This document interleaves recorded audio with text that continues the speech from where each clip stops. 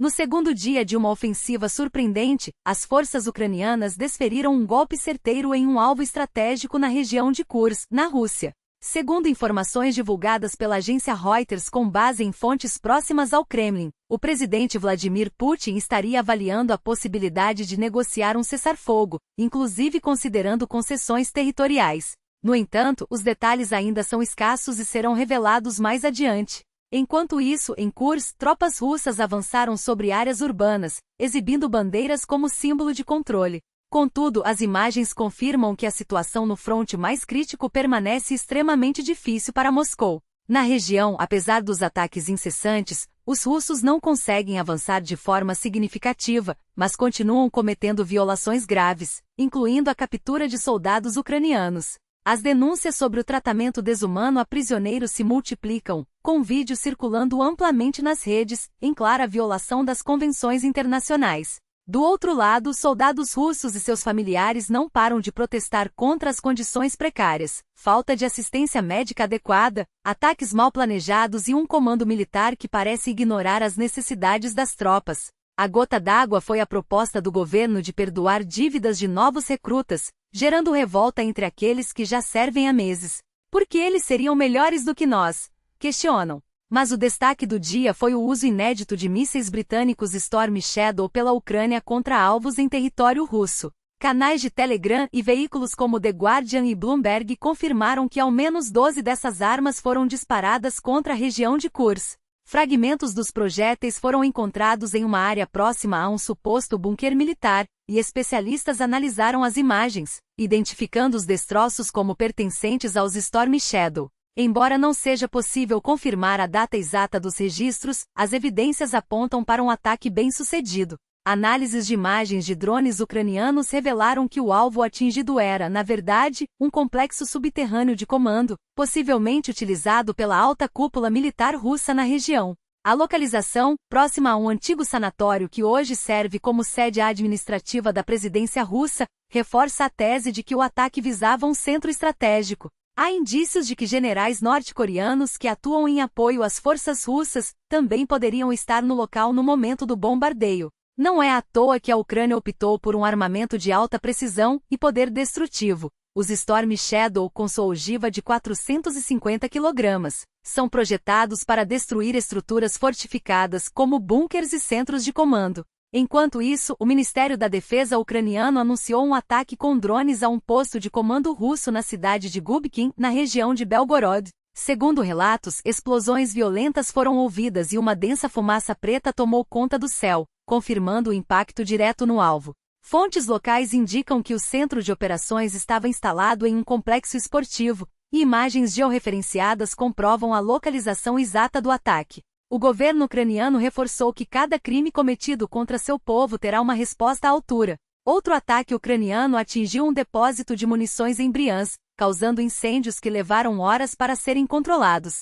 As autoridades russas chegaram a preparar ônibus para evacuar a população, mas, felizmente, não houve vítimas. Já em relação ao ataque a uma fábrica em Kopeisk, novas informações revelam que o local não produzia apenas mísseis, como se acreditava inicialmente. A empresa responsável, FCO, testava um drone de carga capaz de transportar até 170 kg, seja para entregas logísticas ou para evacuação de feridos. Durante os testes, o equipamento demonstrou capacidade de carregar contêineres com peso total de 100 kg e até mesmo um manequim simulando um soldado ferido.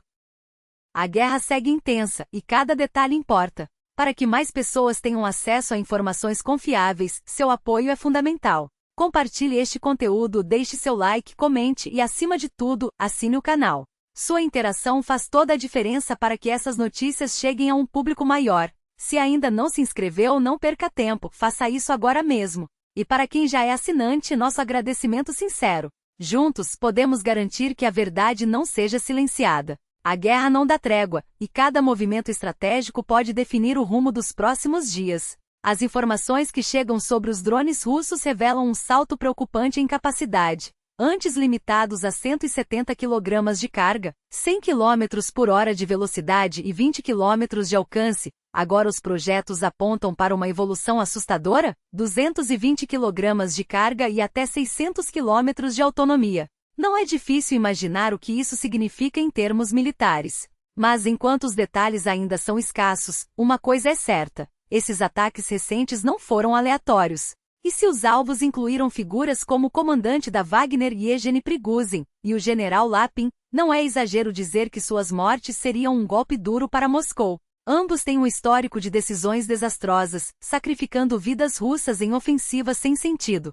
Prigozhin com suas tropas expostas em ataques suicidas e Lapin, com suas ordens de avanços impossíveis, personificam a arrogância e a incompetência que tem custado caro ao exército russo. Se escaparam dessa vez, que a justiça alcance os responsáveis por tantas perdas desnecessárias. Enquanto isso, a Rússia corre contra o tempo para se proteger. Imagens de satélite revelam a construção de hangares blindados no aeródromo de KRYMSK, uma tentativa tardia de evitar que seus aviões sejam destruídos por mísseis ucranianos e ocidentais. Durante anos, a maioria das bases russas permaneceu vulnerável, sem qualquer proteção contra ataques aéreos. Agora, quando a ameaça se tornou real, o regime tenta se adaptar. Mas será tarde demais. A lógica militar é clara: se essas defesas tivessem sido construídas antes, a Força Aérea Russa já teria sofrido danos irreparáveis. Hoje os aviões são movidos constantemente, dificultando ataques precisos. Ainda assim, cada bombardeio a depósitos, arsenais e centros de comando enfraquece a máquina de guerra de Putin. E enquanto a Rússia intensifica seus crimes de guerra, atacando infraestruturas civis e colocando em risco até mesmo usinas nucleares, a Ucrânia resiste. Os cortes de energia se multiplicam, mas a determinação não. Cada golpe contra a rede elétrica não é apenas um ataque à população, mas uma ameaça à segurança global. Sem energia, reatores nucleares podem ficar instáveis, e os geradores de emergência têm limites. A escalada é perigosa e o mundo precisa enxergar isso. Se você acredita que informações como essas devem chegar a mais pessoas, faça sua parte. Compartilhe, comente e assine o canal. Sua ação pode ser a diferença entre a verdade ser ouvida ou silenciada. E se quiser ir além, apoie financeiramente. No Patreon, você contribui com doações recorrentes e recebe benefícios exclusivos, como acesso a conteúdos antecipados ou até mesmo ter seu nome mencionado nos vídeos. Não deixe de conferir as opções. A independência deste canal depende de você. Outra forma de ajudar é usando o NVPN, o serviço de VPN que criei para garantir acesso livre e seguro à internet. Com ele você contorna bloqueios, protege seus dados e ainda apoia um projeto que não depende de anunciantes duvidosos. Funciona em qualquer país, com servidores otimizados para velocidade e privacidade. E o melhor, você pode pagar com cartões russos ou internacionais sem complicações. A liberdade na rede não tem preço, mas seu apoio faz toda a diferença. A guerra não espera, e a informação também não pode parar. Fique atento, compartilhe e faça parte dessa resistência. Juntos podemos garantir que a verdade prevaleça. Que podem garantir energia por até 70 dias para reatores desativados. Mas se o fornecimento elétrico ou de combustível falhar, o resultado será uma catástrofe nuclear iminente. Esse é o terror que a Rússia pratica há anos. Atacar infraestruturas críticas não para vencer uma guerra, mas para congelar, literalmente, a vida de milhões. O objetivo é claro: deixar a população ucraniana sem luz, sem aquecimento, sem esperança. Transformar o inverno em uma arma, forçando a rendição pelo desespero. A mesma tática já foi usada antes, mas nunca com tanta crueldade. E enquanto o mundo observa, Moscou joga suas cartas com cinismo calculado.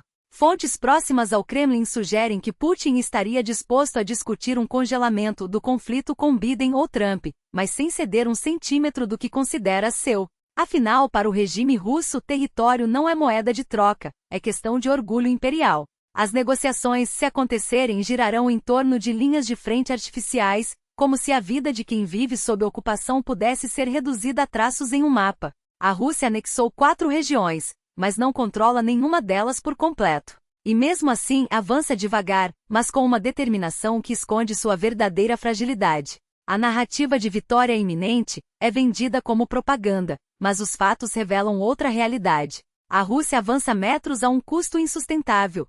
Soldados mal treinados, equipamentos soviéticos em esgotamento e uma economia que sangra a cada dia. Os cofres do Estado estão vazios, o Fundo Nacional de Riqueza murcha, e o déficit fiscal cresce enquanto Moscou gasta bilhões para manter uma máquina de guerra que depende de aliados duvidosos, da Coreia do Norte ao Irã, em troca de tecnologia militar ou dinheiro vivo. Até os soldados são contratados com promessas de salários cada vez mais altos, porque ninguém luta por uma ideologia que não existe. Quando o dinheiro acaba, a motivação some. E quando a motivação some, a guerra desmorona. Putin fala em objetivos claros, mas ninguém sabe quais são.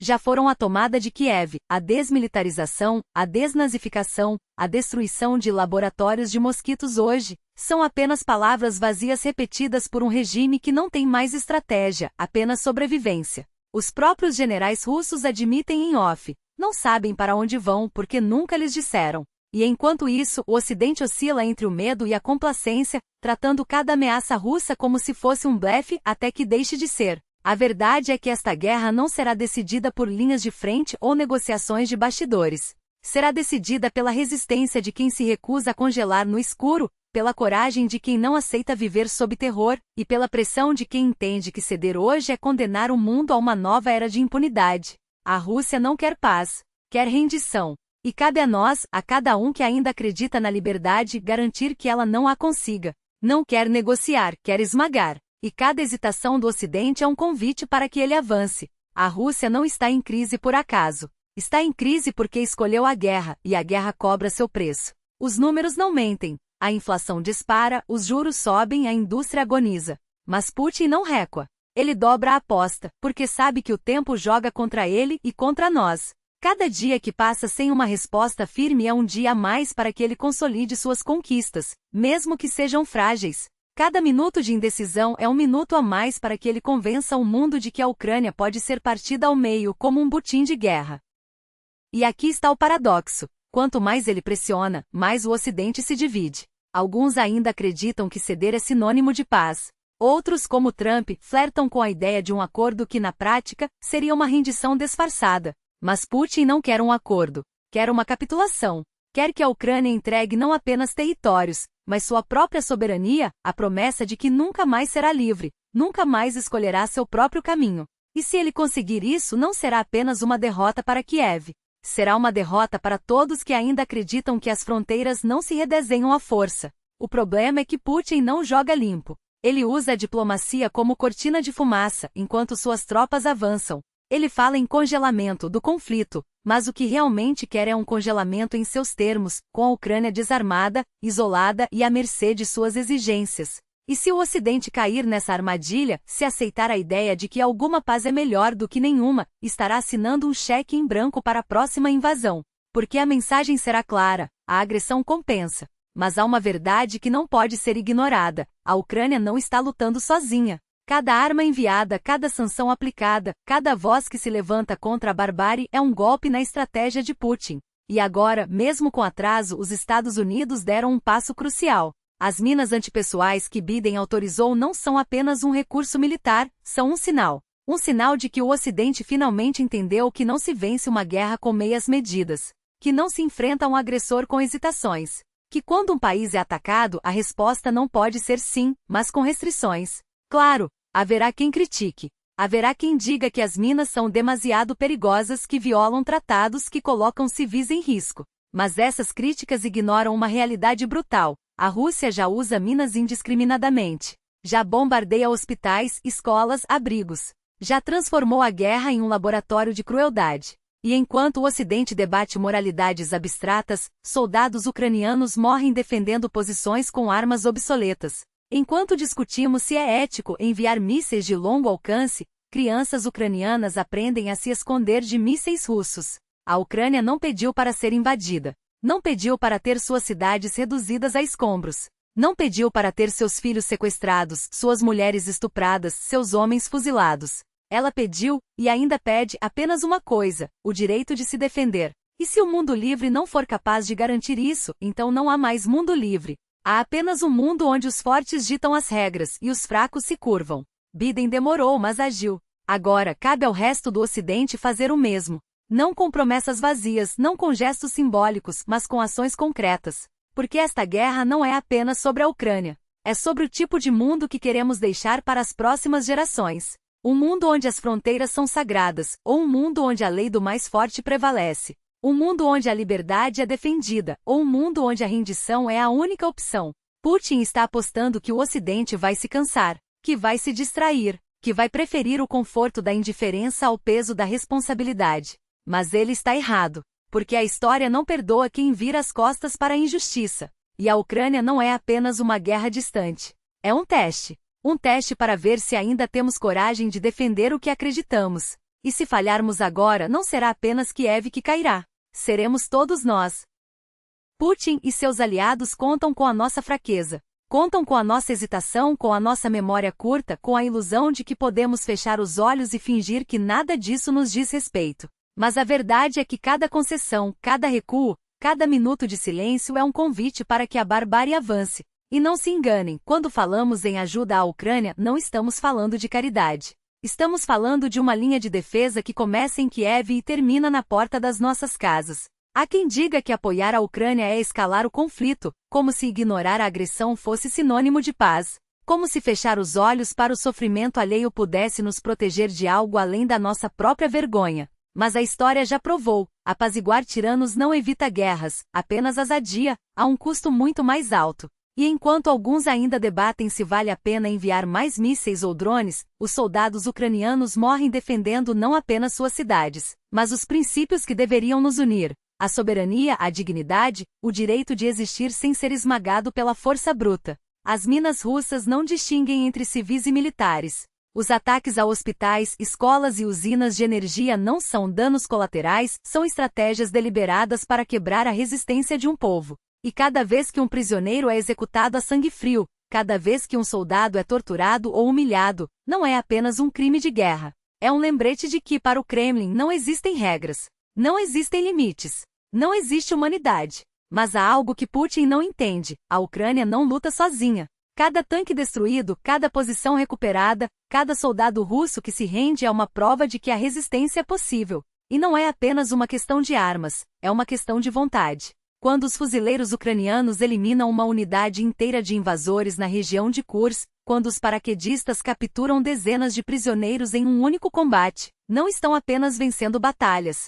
Estão mostrando ao mundo que a coragem ainda existe, que a liberdade ainda vale a pena. Os relatos dos soldados russos capturados não são apenas palavras. São confissões de um sistema que os enganou, que os enviou para morrer em uma guerra sem sentido, prometendo glória e deixando apenas fome, medo e abandono. Nós éramos lixo para eles, diz um deles, ferido e desiludido. Prometeram apoio, prometeram respeito, mas no fim só nos usaram como carne de canhão. E enquanto Moscou transmite suas mentiras pela televisão, enquanto seus generais celebram cada atrocidade como uma vitória, a verdade continua a se espalhar. Esta não é uma guerra pela grandeza da Rússia. É uma guerra pela sobrevivência de um povo, e pela alma do mundo livre. A cada dia que passa, a escolha fica mais clara. Podemos continuar a fingir que isso não nos afeta, que é um problema distante, que alguém mais resolverá. Ou podemos reconhecer que nesta guerra não há espectadores. Há apenas aqueles que resistem, e aqueles que se rendem. E a Ucrânia já fez sua escolha. Agora é a nossa vez. Mas os fatos não mentem. O que vemos não são vitórias, são ilusões construídas sobre areia movediça. Cada avanço proclamado pela propaganda russa se desfaz sob o peso da realidade, e a realidade é cruel. Não há glória em posições contestadas, em bandeiras hasteadas em bairros periféricos enquanto o centro da cidade permanece em chamas. Não há heroísmo em relatos inflados, desmascarados pelas próprias contradições de quem os divulga. Eles falam em controle, mas o que mostram são fragmentos de um teatro de operações onde cada metro conquistado custa rios de sangue e toneladas de aço. Eles celebram a libertação de Kurashov, mas os vídeos que circulam, aqueles mesmos que deveriam ser prova de triunfo, revelam apenas uma verdade incômoda. O que chamam de vitória não passa de uma linha tênue entre a ocupação temporária e o caos. As imagens não mentem. Os mapas não mentem. E acima de tudo, os números não mentem. 83 veículos blindados russos destruídos em 2 semanas.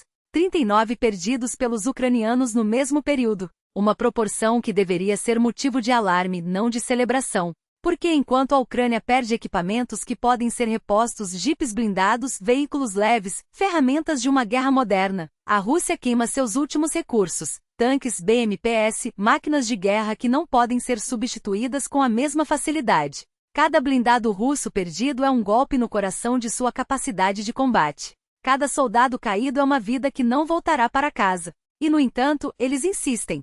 Insistem em narrativas de avanço, em mapas distorcidos, em promessas vazias de cerco e aniquilação. Mas a guerra não se vence com palavras. Ela se vence com resistência, com precisão, com a capacidade de transformar cada derrota do inimigo em um passo adiante. E é exatamente isso que a Ucrânia está fazendo. Enquanto Moscou gasta suas últimas reservas em ofensivas sem sentido, Kiev fortalece suas linhas, contra-ataca nos pontos certos e, acima de tudo, mantém viva a chama da esperança. Em Torets, as forças ucranianas avançam metro a metro, empurrando o inimigo de volta para as sombras de onde veio. Em Kurashov, cada tentativa de cerco é respondida com fogo e determinação. Em cada frente a mensagem é clara: esta não é uma guerra de territórios, mas de vontades. E a vontade ucraniana não se dobra, não se quebra, não se rende. Eles podem mentir para seu povo, podem manipular imagens, distorcer fatos, inventar vitórias, mas não podem apagar o que está diante dos olhos do mundo,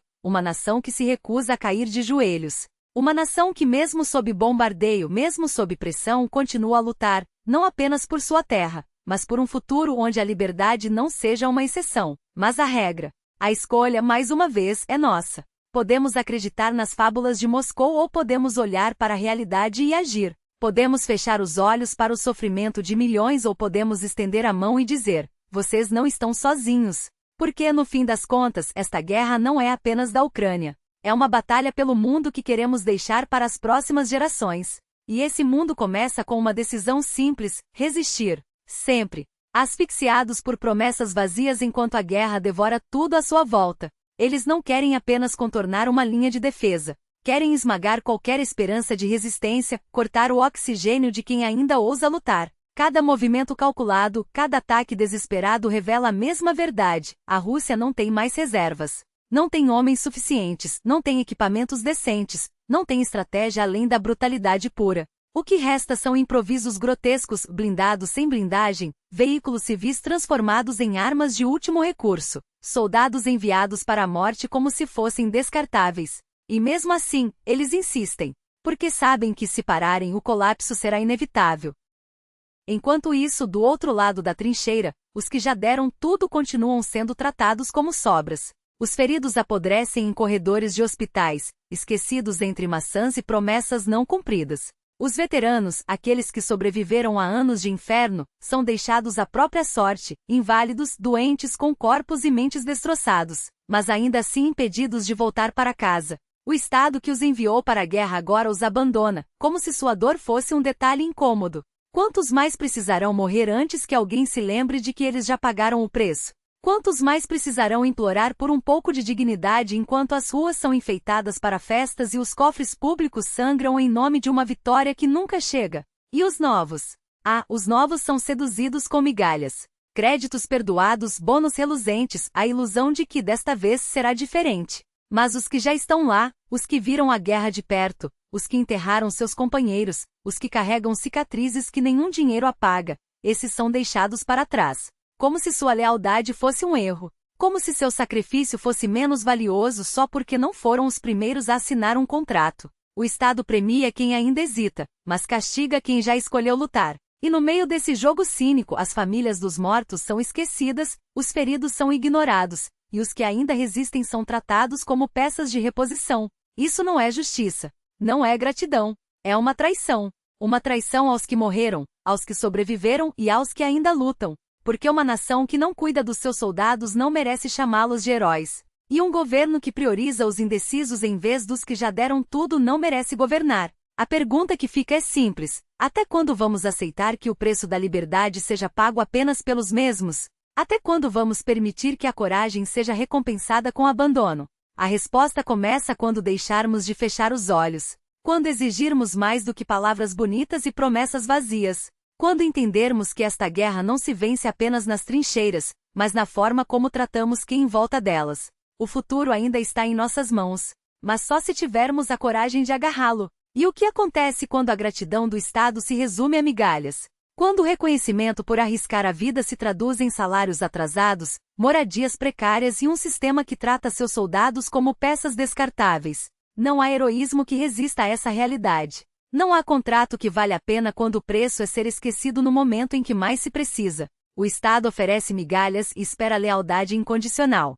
Mas lealdade não se compra com promessas vazias, ela se conquista com respeito, com dignidade, com a certeza de que quem defende a pátria não será abandonado à própria sorte. Enquanto isso, quem só enxerga cifras e vantagens materiais observa de longe, esperando o momento certo para assinar um papel. Afinal, por que se comprometer hoje se amanhã as condições podem ser ainda melhores? Essa é a lógica perversa que corrói a confiança. O Estado não cumpre sua parte e o cidadão, por sua vez, não vê razão para cumprir a dele. E não se enganem, essa não é uma questão de dinheiro, mas de princípios. Quando um governo trata seus soldados como números em um orçamento, quando ignora as necessidades básicas daqueles que estão na linha de frente, ele não está apenas falhando em sua obrigação, está minando a própria ideia de defesa nacional. Porque quem arrisca tudo por um país que não valoriza acaba se perguntando: vale mesmo a pena? Enquanto isso, do outro lado, a máquina de guerra não para. Os drones não descansam. Os mísseis não hesitam. E cada dia que passa sem ação é um dia a mais de vantagem para quem não tem escrúpulos. A ajuda internacional chega, mas em doses homeopáticas, como se a guerra fosse um problema alheio. A Alemanha, por exemplo, prepara seus civis para um conflito que ninguém quer, mas que todos sabem ser possível. Enquanto isso, aqui seguimos discutindo migalhas como se o tempo não estivesse contra nós. E o que dizer daqueles que, mesmo em meio ao caos, tentam se aproveitar da situação?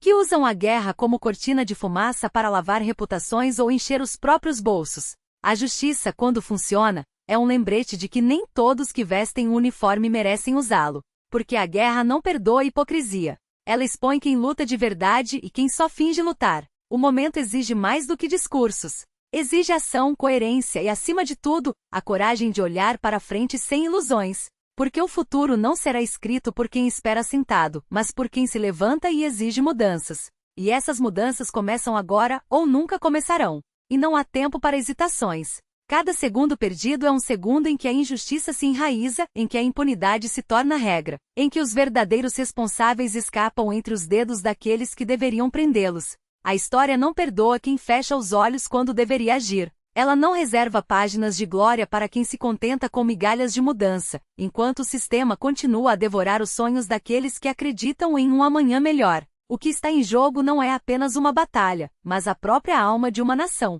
Porque quando as instituições falham, quando os líderes se curvam ao medo em vez de enfrentar a verdade, é o povo que paga o preço. E esse preço não é medido em moedas, mas em vidas interrompidas, em famílias destroçadas, em esperanças que se apagam como velas ao vento. Não se trata de ideologias ou de lados políticos, trata-se de dignidade, de respeito, de um mínimo de decência que deveria ser inegociável. A pergunta que fica é simples: até quando vamos aceitar que o jogo continue sendo jogado com cartas marcadas? Até quando vamos permitir que os mesmos erros se repitam, como se fossem inevitáveis, como se não houvesse alternativa? A resposta está nas mãos de quem ainda acredita que o impossível é apenas uma desculpa para quem não quer tentar. Porque mudar não é uma questão de sorte, é uma questão de vontade. E a vontade, quando é verdadeira, não pede permissão. Ela age. O futuro não será escrito pelos covardes. Ele pertence aos que têm a ousadia de dizer basta e a firmeza de fazer valer cada palavra. E se há um momento para começar, esse momento é agora. Porque amanhã pode ser tarde demais.